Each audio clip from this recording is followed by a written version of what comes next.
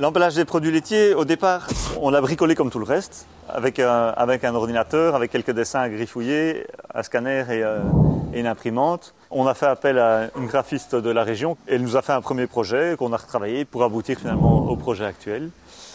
Et ce sont des étiquettes rondes qu'on appose sur les fromages, ce sont des autocollants qu'on colle sur les pots de yogourt ou sur les paquets de beurre, etc. Donc c'est décliné en toutes sortes de formats pour tous les produits. Et alors ça va jusque dans la signalisation sur la route où on retrouve en effet la même cohérence. Étiquettes et emballages doivent être aussi pensés pour la vente, dans le respect des normes en la matière. L'emballage a en réalité 3 rôles.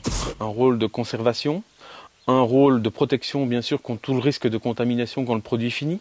Et le 3e rôle, c'est qu'on va pouvoir jouer sur le marketing. Donc donner vraiment l'envie de consommer votre produit directement sur l'emballage.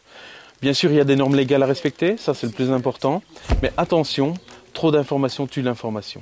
Ça permettait aussi des clients qui achetaient un certain fromage de dire « Ah mais tiens, celui-là aussi vient de la ferme hein, », de faire le lien entre les deux, donc c'est pas plus mal.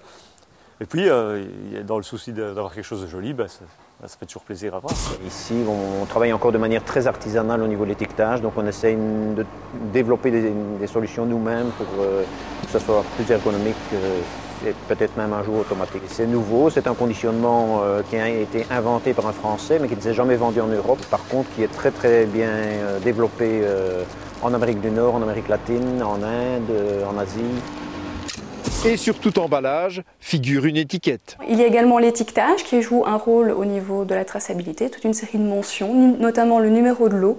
Savoir comment ils sont produits, qui les fabrique. C'est assez facile de savoir ce qui est légalement requis. Si on commercialise des denrées à d'autres débits, pas seulement au consommateur final, à ce moment-là, c'est un peu la même chose que pour les matières premières. Il faut regarder les factures et toutes les informations pour la traçabilité sortante, généralement, s'y retrouvent et c'est tout.